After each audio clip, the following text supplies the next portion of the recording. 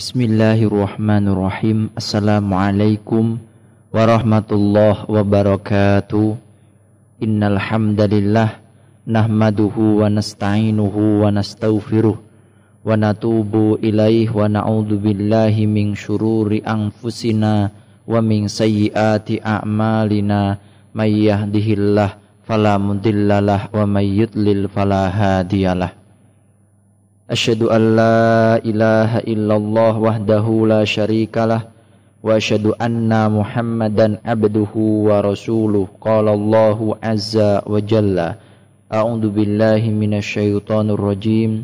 Ya ayyuhalladzina amanu ittaqullaha haqqa tuqatih wa la tamutunna illa wa antum muslimun. Fa inna asdaqal hadits kitabullah wa khairul hadyi hadyu Muhammad sallallahu alaihi wasallam wa syarrul umur muhdatsatuha wa kullu muhdatsatin bid'ah wa kullu bid'atin dalalah wa kullu dalalatin finnar. Ayyuhal mustami'inal kiram, alhamdulillah kali ini kita akan melanjutkan pembahasan dalam tafsir Ibnu Katsir, tafsir Qur'anil Azim dalam surat An-Nisa ayat yang ke-13 dan ayat yang ke berikutnya. Ikhwatul iman, ba'da a'udzu billahis samiil alim minasyaitonir rajim. Tilka hududullah wa may yuti'illaha wa rasulahu yudkhilhu jannatin tajri min tahtihal anhar khalidina fiha wa dhalikal fawzul azim. Wa may ya'sillaha wa rasulahu wa yata'adda hududahu yudkhilhu naran khalidan fiha wa lahu adabum muhin. Yang artinya hukum-hukum tersebut itu adalah ketentuan-ketentuan dari Allah. Ini kelanjutan dari ayat yang sebelumnya, yaitu ayat 11-12. Barang siapa taat kepada Allah dan Rasulnya, niscaya Allah memasukkannya ke dalam surga yang mengalir di dalamnya sungai-sungai. Sedang mereka kekal di dalamnya, dan itulah kemenangan yang besar. Dan barang siapa yang mendurhakai Allah dan Rasulnya dan melanggar ketentuan-ketentuannya, niscaya Allah memasukkannya ke dalam api neraka, sedang ia kekal di dalamnya, dan baginya siksa yang menghinakan.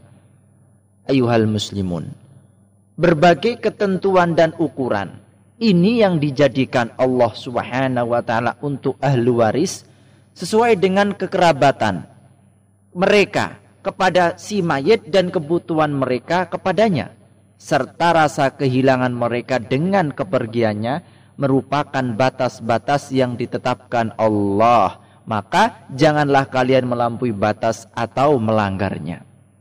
Untuk itu firman-Nya, wa may yuti'illaha wa rasulah, barang siapa taat kepada Allah dan Rasulnya, artinya dalam masalah tersebut, ikhwatul iman, sehingga ia tidak menambahkan atau mengurangi sebagian ahli waris dengan tipuan ataupun cara-cara yang lain, akan tetapi ia menetapkannya sesuai dengan hukum, ketentuan dan pembagian dari Allah Subhanahu wa ta'ala. Qala Allah Subhanahu wa ta'ala, yudkhilhu jannatin tajri min tahtihal anharu khalidina fiha wa dhalikal fawzul azim. Wa may ya'sillaha wa rasulahu wa yata'adda hududahu yudkhilhu naran khalidan fiha wa lahu adabum muhin. Niscaya Allah memasukkannya ke dalam surga yang mengalir di dalamnya sungai-sungai, anhar, sedang mereka kekal di dalamnya, dan itulah kemenangan yang besar. Dan barang siapa yang mendurhakai Allah dan Rasulnya dan melanggar ketentuan-ketentuannya, niscaya Allah memasukkannya ke dalam api neraka, sedang ia kekal di dalamnya, dan baginya siksa yang menghinakan. Yang artinya, karena ia tidak menegakkan hukum Allah, bahkan menentangnya, Hal ini muncul dari ketidakrelaan terhadap pembagian dan keputusan Allah. Munculnya karena ini. Untuk itu dibalaslah ia dengan kehinaan berupa adab yang amat pedih. Imam Ahmad meriwayatkan an Nabi Hurairah radhiyallahu anhu anna Nabi sallallahu alaihi wasallam qala inna rajul la ya'malu bi amali ahli al-khair 70 sanah fa idza awsaha fa fi wasiyatihi wa yukhtamu lahu bi syarr amilihi fayadkhulun nar wa innar rajul ya'malu bi amali ahli syarr 70 sanah fa ya'dilu fi wasiyatihi fa yukhtamu lahu bi khair amalihi fayadkhulul jannah. Sesungguhnya ada orang yang melakukan kebaikan selama 70 tahun, tetapi ia berwasiat lalu dolim dalam wasiatnya, lalu menutup usianya dengan kejelekan amalnya sehingga ia dimasukkan ke dalam neraka. Dan sungguh ada orang yang melakukan keburukan selama 70 tahun, lalu ia adil dalam wasiatnya dan meninggal dengan kebaikan amalnya sehingga ia dimasukkan ke dalam surga. Kemudian Abu Hurairah berkata, jika kalian mau, bacalah oleh kalian, tilka hududullah wa may yuti'illaha wa rasulahu yudkhilhu jannatin tajri min tahtihal anharu khalidina fiha wa dhalikal fawzul azim. وَمَنْ يَعْصِ اللَّهَ وَرَسُولَهُ وَيَتَعَدَّ حُدُودَهُ يُدْخِلْهُ نَارًا خَالِدًا فِيهَا وَلَهُ عَذَابٌ مُهِينٌ. Hukum-hukum tersebut itu adalah ketentuan-ketentuan dari Allah. Barang siapa taat kepada Allah dan Rasulnya, niscaya Allah memasukkannya ke dalam surga yang mengalir di dalamnya sungai-sungai, sedang mereka kekal di dalamnya. Dan barang siapa melanggar ketentuan-ketentuannya atau mendurhakai Allah dan Rasulnya, niscaya Allah memasukkan ke dalam api neraka, sedang ia kekal di dalamnya dan baginya siksa yang menghinakan. Hadis riwayat Imam At-Tirmidzi dan Ibnu Majah. At-Tirmidzi mengatakan hadis ini hasan gharib. Kemudian ayat yang berikutnya, ikhwatul iman, ayat yang ke-15. Wallati ya'tinal fahishata min nisaikum fastashhidu alaihinna arba'atan minkum fa in shahidu fa amsikuhunna fil buyuti hatta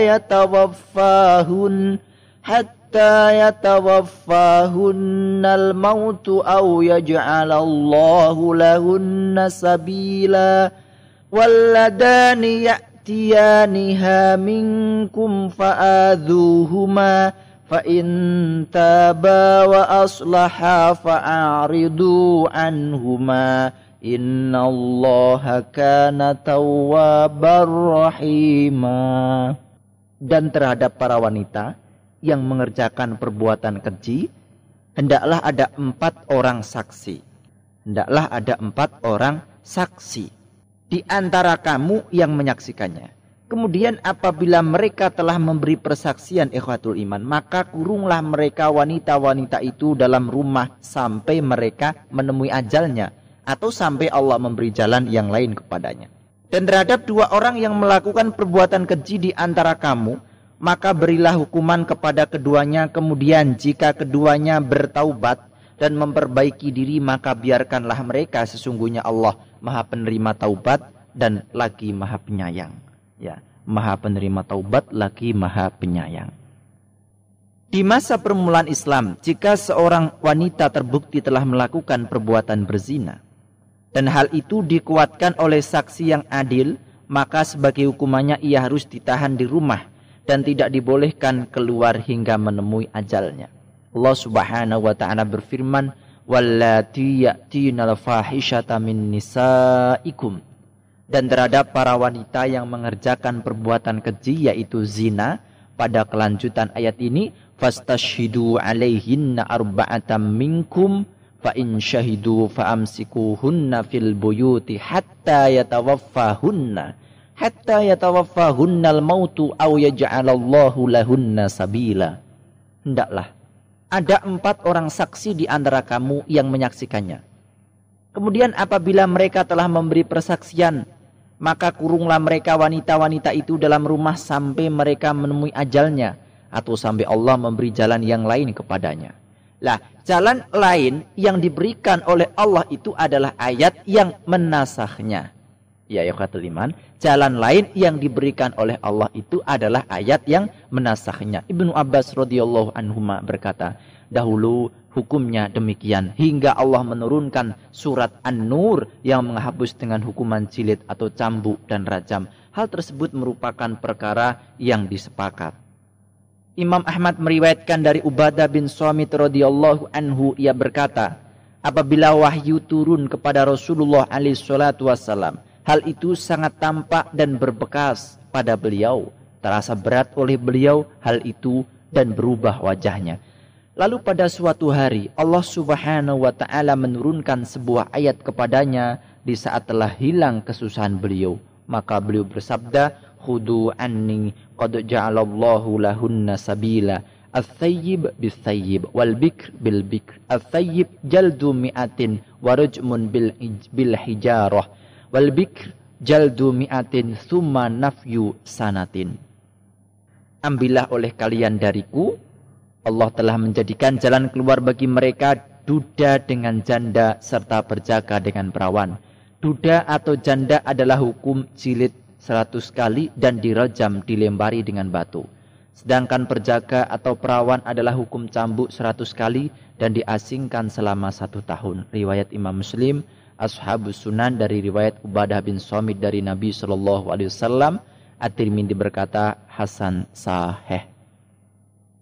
Ayuhal muslimun, Imam Ahmad bin Hambal berpendapat bahwa jika seorang duda atau janda berzina, maka mereka dijatuhi hukuman cambuk dan rajam sekaligus.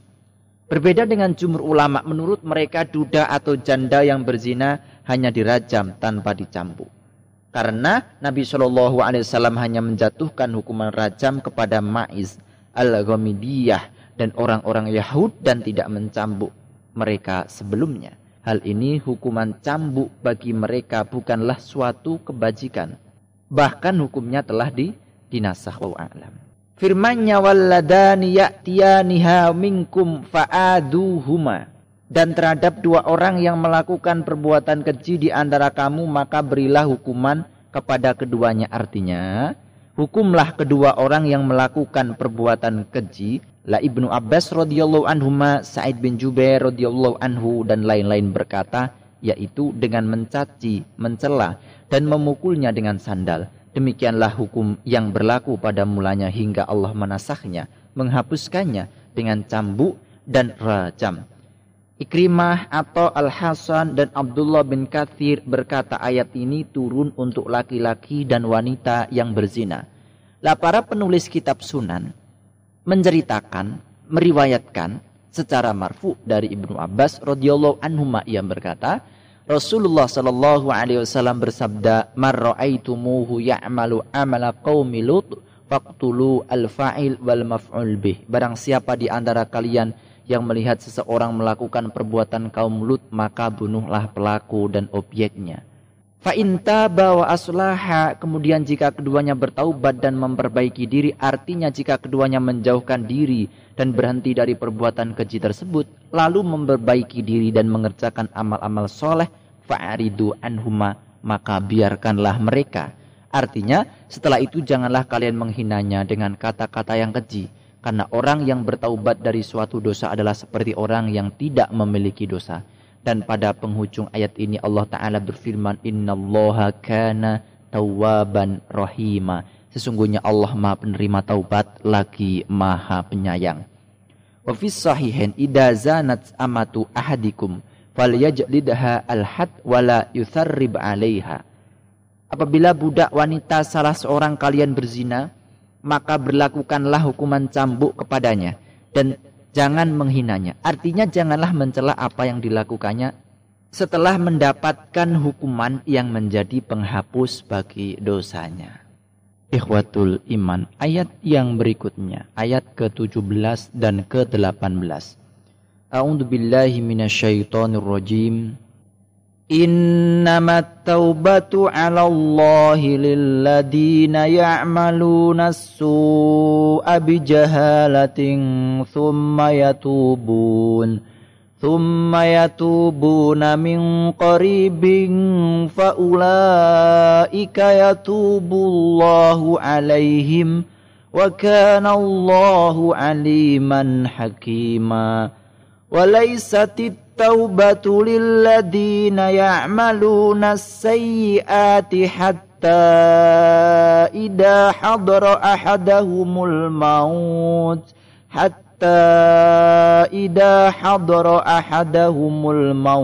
qala inni tubtul ana walalladina yamutuna wa hum kuffar ulaika a'tadna lahum adaban alima. Sesungguhnya taubat di sisi Allah hanyalah taubat bagi orang-orang yang mengerjakan kejahatan lantaran kejahilan, yang kemudian mereka bertaubat dengan segera, maka mereka itulah yang diterima taubatnya Allah Ta'ala. Dan Allah Maha mengetahui lagi Maha bijaksana. Dan tidaklah taubat itu diterima Allah dari orang-orang yang mengerjakan kejahatan yang hingga apabila datang ajal kepada seseorang di antara mereka barulah ia mengatakan, sesungguhnya saya bertaubat sekarang. Dan tidak pula diterima taubat orang-orang yang mati sedang mereka di dalam kekafiran. Bagi orang-orang itu telah kami sediakan siksa yang pedih. Walahum adabun alim. Allah Ta'ala berfirman bahwa dia menerima taubat orang yang melakukan kejahatan karena kejahilan, kemudian bertaubat, walaupun sesaat sebelum malaikat maut tampak dan ruhnya sampai di tenggorokan. Mujahid dan yang lainnya berkata, setiap orang yang bermaksiat kepada Allah, baik keliru ataupun sengaja, berarti ia jahil, sehingga ia menghindarinya. Abdur Razak berkata, Ma'mar mengabarkan kepada kami dari Qatadah, ia berkata, para sahabat sepakat bahwa setiap orang yang bermaksiat kepada Allah adalah jahil, baik sengaja atau tidak. Firman-Nya, "Tsumma yatubuna min qarib", kemudian mereka bertaubat dengan segera. Ya. Imam Qatadah dan As-Suddi berkata, yaitu selama dalam keadaan sihatnya. Dan ini sebagaimana yang diriwayatkan dari Ibnu Abbas radhiyallahu anhuma. Al-Hasan al-Basri berkata, "Tsumma yatubuna min qarib", yaitu sebelum ruh sampai di tenggorokan. Imam Ahmad meriwayatkan dari Ibnu Umar radhiyallahu anhuma, Nabi sallallahu alaihi wasallam qaal, "Innallaha yaqbalu taubatal 'abd ma lam yughargir." Sungguh Allah menerima taubat hamba selama ruhnya belum sampai tenggorokan. Hadis riwayat At-Tirmidzi dan Ibnu Majah, hasan gharib menurut Imam At-Tirmidzi. Sedangkan ketika seseorang sudah tidak memiliki harapan hidup, malaikat mulai datang menjemput, ruh mulai keluar ke tenggorokan, dada mulai terasa sesak dan mencapai tenggorokan, jiwa pun mulai menuju leher. Di saat itu taubat tidak lagi diterima dan tidak ada yang dapat meloloskan diri. Allah Subhanahu wa taala berfirman, "Walaisatit taubatu lilladina ya'maluna sayyiati hatta idza hadara ahadahumul maut qala inni tubtul an." Dan tidaklah taubat itu diterima Allah dari orang-orang yang mengerjakan kejahatan yang hingga apabila datang ajal kepada seseorang di antara mereka barulah ia mengatakan, sesungguhnya saya bertaubat sekarang. Sebagaimana ketika matahari telah terbit dari barat, yauma ya'ti ba'du ayati rabbika la yanfa'u nafsan imanuha lam takun amanat min qablu aw kasabat fi imaniha khaira. Pada hari datangnya sebagian tanda-tanda Rabbmu, tidaklah bermanfaat lagi iman seseorang bagi dirinya sendiri yang belum beriman sebelum itu, atau dia belum mengusahakan kebaikan dalam masa imannya. Firman-Nya, "Walalladina yamutuna wa hum kuffar", Dan tidak pula diterima taubat orang-orang yang mati sedang mereka dalam kekafiran, yaitu bahwa jika orang tidak bermanfaat, ya, yaitu bahwa jika orang kafir mati dalam kekufuran dan kesyirikannya, maka penyesalan dan taubatnya tidak bermanfaat, serta tidak diterima tebusan apapun darinya, sekalipun sepenuh bumi. Ibnu Abbas, Abul Aliyah, dan Arabi bin Anas berkata, ayat ini turun berkenaan dengan pelaku syirik. Wallahu ta'ala a'lamu bis-shawab. Subhanakallahumma wa bihamdik, asyhadu an la ilaha illa ant, astaghfiruka wa atubu ilaik. Wa sallallahu ala Muhammadin wa ala alihi wa sahbihi wa sallam. Wassalamualaikum warahmatullahi wabarakatuh.